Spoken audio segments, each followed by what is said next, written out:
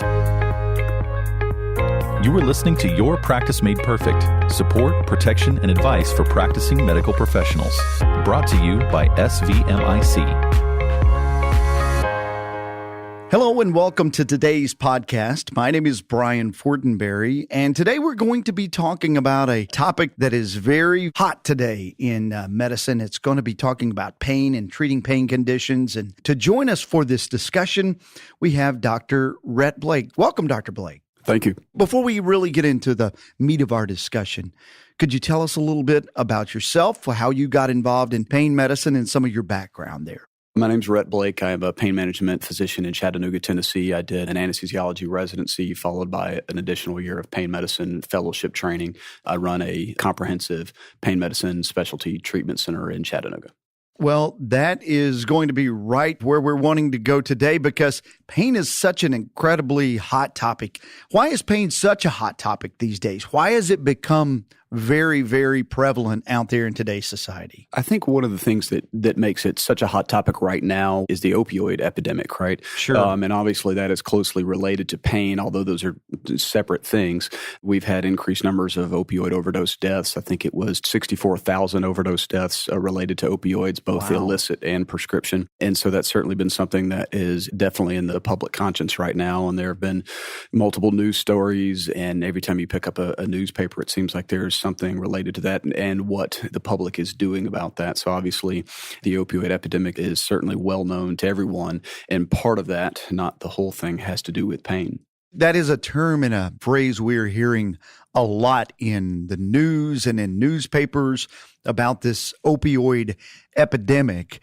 What is being done about the opioid epidemic? Is it just legislation, or is there a part that the physicians can play? What is being done?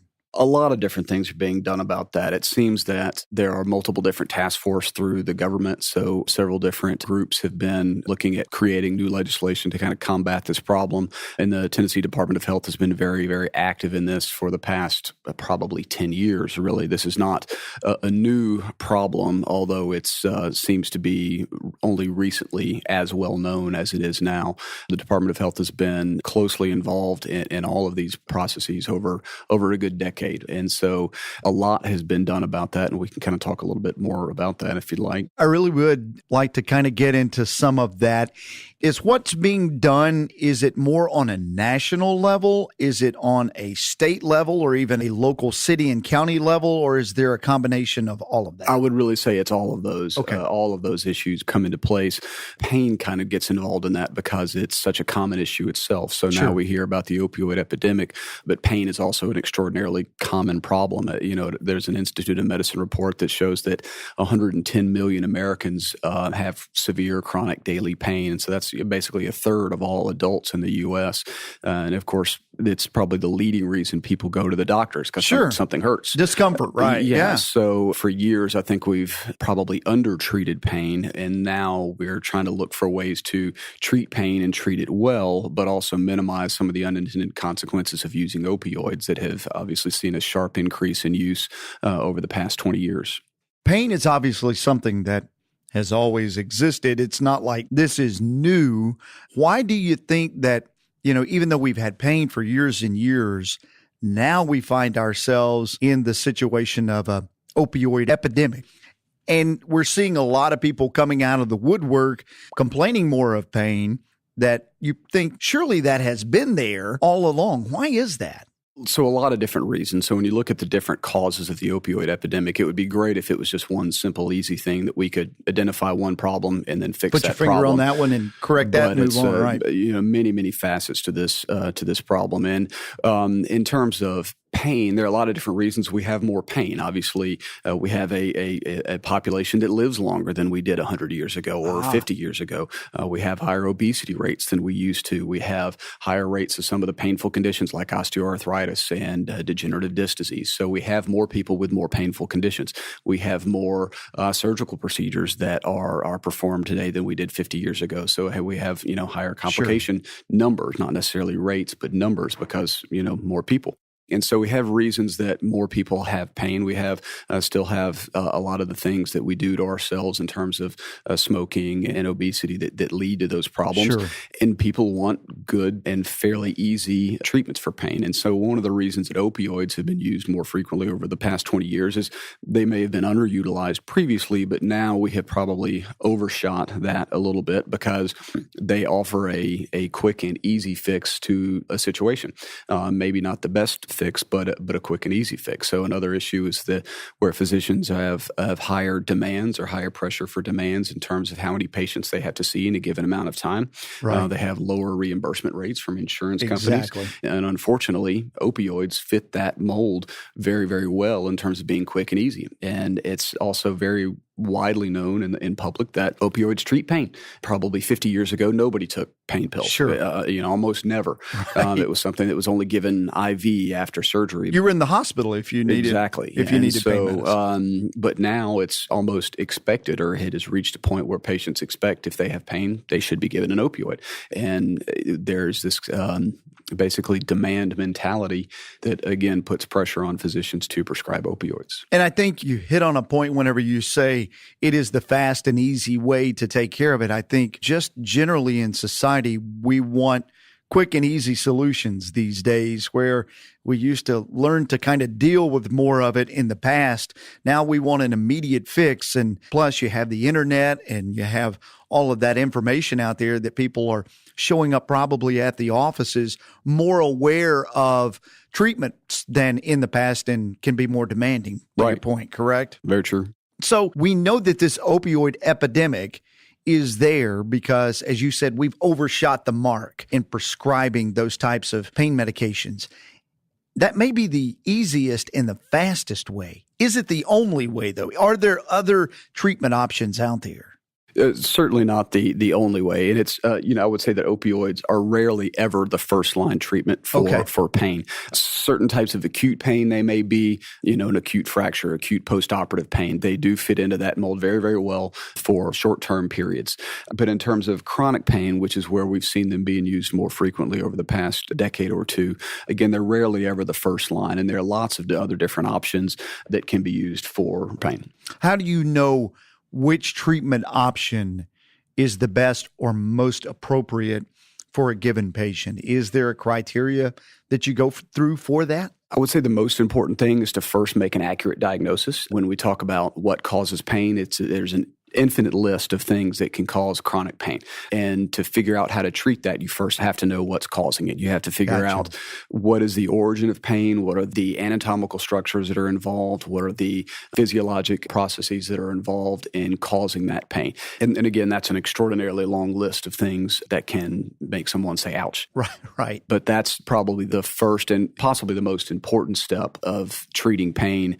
Again, treating pain well while minimizing certain unintended consequences. So it is trying to treat the source of the pain, not just the pain itself. You're really trying to break it down and figure out what's the beginning process here. Sure, absolutely. That's kind of both the art and the science of medicine and you start by just asking the patient questions. You've got to figure out when the pain started, what circumstances surrounded the onset of that pain, what makes it better, what makes it worse, what have they tried before, all of the different history that goes into that individual person's symptoms and what happens with their life, how that pain limits them. Because again, when we talked about why is pain so prevalent, why is it in the news, it's because it's severe. When someone has chronic pain, it can be a truly devastating thing.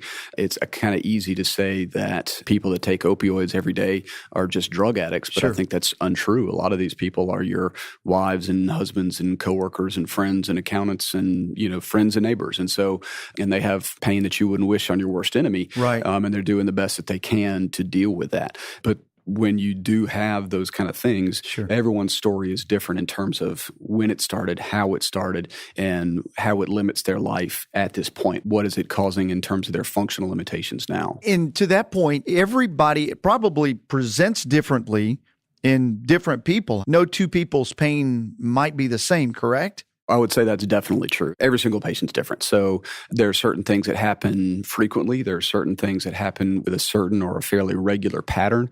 But in terms of the severity of it, in terms of every person's anatomical layout is a little different. We're all unique. Absolutely. Everyone is a little different, and you kind of have to figure out exactly what the problems are and how to best go about treating those. The physician then certainly has a responsibility, just as the patients have a responsibility to use the treatment correctly.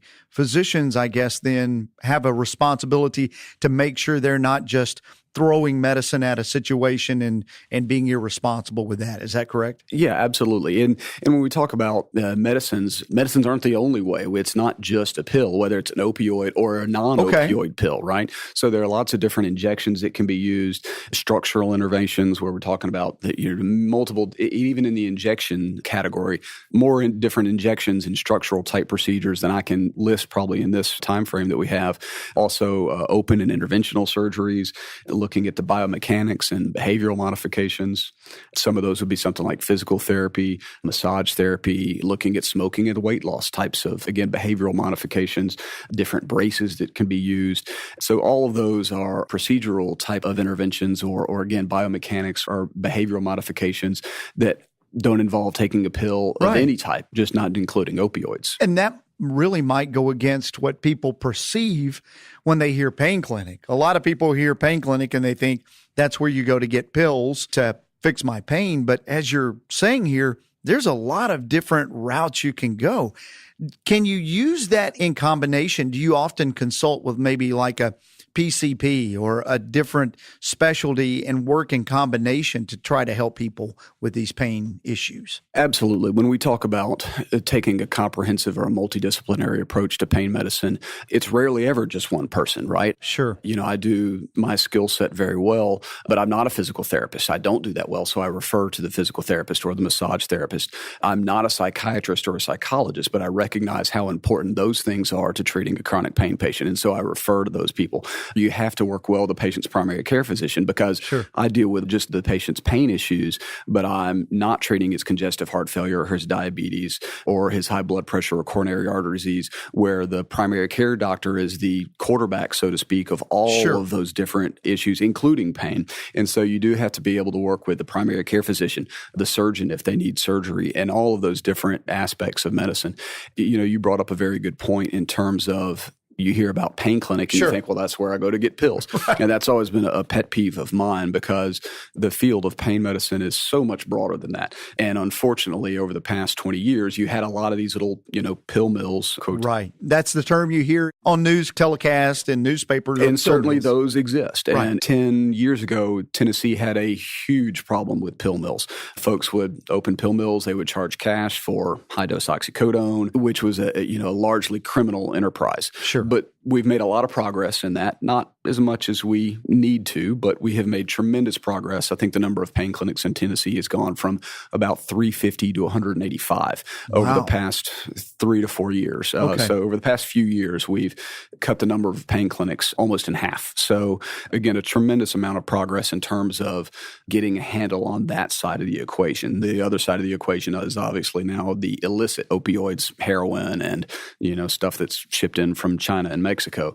That does not involve the medical field. Right. But on the medical side of things, we have made tremendous progress. But it's unfortunate that when people think of pain management, the only thing that they think of is pills, or specifically one type of pill, the opioid, when the field is much, much, much, much broader than that and involves countless other different modalities of treatment. So as we get ready to kind of wrap up here, for a physician out there that maybe is in training currently or thinking about changing the type of practice they have, and they're considering going into pain medicine, what would be some of your key points of advice to these physicians of what to look for, what to expect, and how to best prepare themselves for a good practice in pain medicine?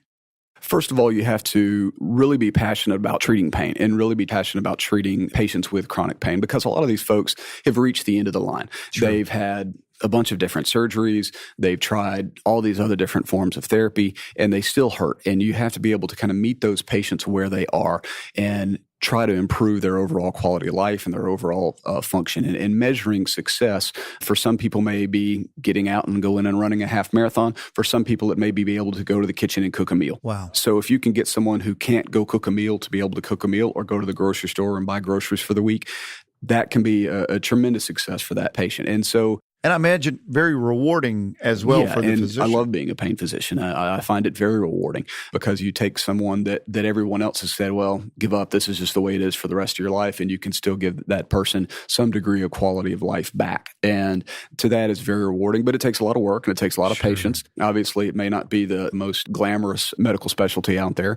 And hopefully, as we try to police our own specialty, we will separate pain medicine and the field of pain medicine from the, quote, pill mills that seem to be, I guess, the most widely recognized form of pain, which is unfortunate. But, apply for your fellowships. And if that's the field that you feel drawn to, get the best training that you can and go out there and do the best that you can. So I would say that would be the advice for either the medical student or the resident that's still considering doing that. And to all the people, most of pain is not treated by pain specialists. It's treated by primary care physicians, right. Because they treat most of the medical conditions out there because they're the kind of the front line of medicine. Sure. And it's my advice to all the primary care physicians, don't be afraid to treat pain. They're in a difficult situation where, again, they don't have to just focus on the pain.